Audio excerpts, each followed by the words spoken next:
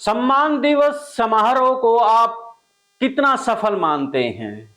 जिस प्रकार से देश के और प्रदेश की राजनीति की निगाहें इस रैली पर खड़ी थी, देख रही थी निगाहें कि इस रैली से देश और प्रदेश की जो राजनीति स्थिति है, वो तय करने वाली है। तो आज वो जो स्थिति है, कितनी साफ हुई? कमेंट्स बॉक्स में आप जरूर बताइएगा। आज हम इसी पर चर्चा करेंगे कि जो नेता पहुंचने चाहिए थे वो नहीं पहुंचे, जो पहुंचे हैं उन्होंने क्या कुछ कहा है, तमाम उन बातों पर आज चर्चा करेंगे।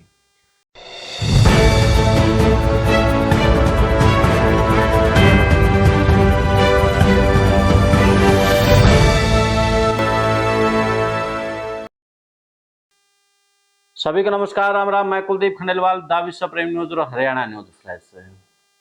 सम्मान दिवस रैली को लेकर के जिस प्रकार से चौधरी अभय सिंह चौटाला और ओम प्रकाश चौटाला दोनों यानी कि शिद्दत के साथ रैली के सफल आयोजन पर लगे हुए थे।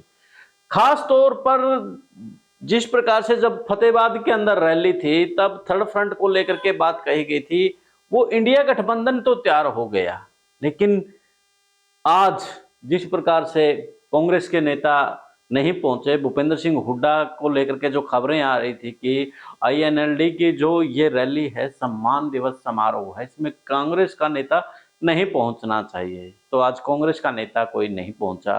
नीतीश कुमार भी इस कार्यक्रम में नहीं पहुंचे। जो खबरें बता रहे हैं, नीतीश कुमार जो आज दीनदयाल उपाध्याय की भी जयंती थी, वो पटना में वहीं तक रह गए। तो इसके अलावा तेजस्वी यादव भी इस कार्यक्रम में, इस रैली में नहीं पहुंच चुके।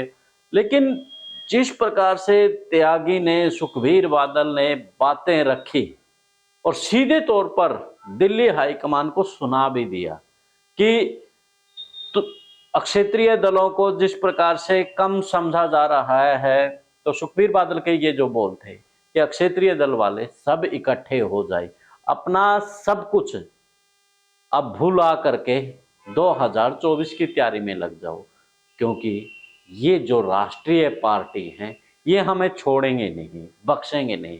इसलिए अब यही बात फारूक अब्दुल्ला भी कह रहे हैं कि जम्मू कश्मीर में आप देख लीजिए कि आज तक चुनाव, यानी कि बीजेपी के साथ सरकार तो बना ली थी, लेकिन उसके बाद चुनाव ही नहीं करवाए।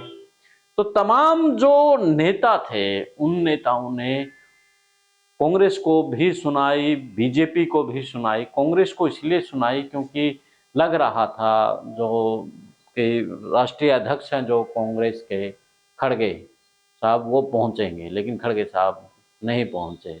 उसके बाद से हरियाणा की राजनीति में अब तो ये तो जरूर कहा जाने लगा है कि भूपेंद्र सिंह हुड्डा अपनी चला तो गए हैं, लेकिन 2024 की नैया इससे डूब सकती है, क्योंकि इंडिया गठबंधन मिल करके भाजपा से टक्कर ले सकता है। ये मैं नहीं, बल्कि वहां पर जो नेता आए हुए थे उनकी जुबान में ये सब कहा गया। फारूक अब्दुल्ला ने जो आगे कहा, धर्म को लेकर के उन्होंने अपनी बात रखी कि सबका मालिक एक है, सबका खुदा एक है। बेशक से हम किसी को मानते रहें, क्योंकि जिस मालिक ने हमें बनाया है उन सबको दो आंखें दी, सबको दो हाथ दिए, उसने कोई फर्क नहीं समझा। लेकिन हम जो सियासतदान हैं, उन्होंने धर्म में बांट करके हम लोगों को बांट दिया है, तुम लोगों को बांट दिया है। तो फारूक अब्दुल्ला के ये आज जो सम्मान दिवस रैली में थे, उनके शब्द थे। और जो मैं झंडा भूलने की बात कह रहा हूं कि सभी एक झंडा के नीचे आ जाओ, नहीं तो ये लोग झंडा ही खत्म कर देंगे, ये फारूक अब्दुल्ला ने कहा है ये शब्द। क्योंकि पीछे देखा, ये महाराष्ट्र के अंदर देखा, कर्नाटक में देखा, मध्य प्रदेश के अंदर देखा कि जो क्षेत्रीय पार्टियां हैं उनको कैसे तोड़ा मरोड़ा गया। आप क्षेत्रीय को छोड़ो, कांग्रेस को भी नहीं बख्शा इन लोगों ने। तो जो फारूक अब्दुल्ला का जो डर था वो इस मंच से सीधे तौर पर नजर आया। तो सुखबीर बादल ने भी क्षेत्रीय दलों की मजबूत होने की बात कही और सीधे तौर पर कहा कि जो यानी कि कहीं ना कहीं उसका इशारा भूपेंद्र सिंह हुड्डा की तरफ भी हो सकता है कि अगर जो ऊपर वाले चाहे तो वो आ सकते हैं, लेकिन वो आए नहीं, नीचे वालों की इतनी नहीं चलती है। लेकिन जिस प्रकार से वो नहीं आए हैं तो समझा जा सकता है, क्योंकि जो इनेलो और सुखबीर सिंह बादल, ओम प्रकाश चौटाला का आपस में जो पारिवारिक रिश्ता है राजनीतिक के अलावा, तो कहीं ना कहीं वो भी काम आता है। तो कांग्रेस जो इंडिया गठबंधन के लिए अब मुसीबत खड़ी ये लोग कर सकते हैं। तो त्यागी के अलावा वीरेंद्र सिंह ने भी अपनी ताल ठोकी, और वीरेंद्र सिंह ने ताऊ देवीलाल के बारे में किसान कमेरे की लड़ाई लड़ने वाला के साथ में एक राजनीतिक मैसेज भी छोड़ करके गए हैं, खास तौर पर उचाना विधानसभा को लेकर के। उस पर हम बाद में चर्चा करेंगे। लेकिन चौधरी वीरेंद्र सिंह ने अपनी यानी कि उपस्थिति से ये तो दिखा दिया है कि वीरेंद्र सिंह 2 अक्टूबर की जो रैली को लेकर के बात कर रहे हैं उसमें कुछ ना कुछ बड़ा करने वाले हैं। के बाद बात करें अभय सिंह चौटाला की, तो अभय सिंह चौटाला ने भी सबका अभिवादन किया, और इससे सबसे बड़ी बात चौधरी ओम प्रकाश चौटाला ने की। चौधरी ओम प्रकाश चौटाला ने अपनी सरकार के वो दिन बता दिए कि जब सरकार आपके द्वार के तहत सरकार जनता के पास जा करके उसकी बात सुनती थी, उनके दुख दर्द उनकी समस्याएं पूछी जाती थी, हर व्यक्ति को पूछा जाता था कि आपकी समस्या क्या है। तो उन्होंने उन दिनों का जिक्र करते हुए पूरी फिल्म बता दी। इसके अलावा 2024 का विजन भी ओम प्रकाश चौटाला बताने से नहीं चूके कि युवाओं के साथ में गृहिणियों के लिए अलावा बुजुर्गों के लिए भी स्पेशल INLD करने वाली है।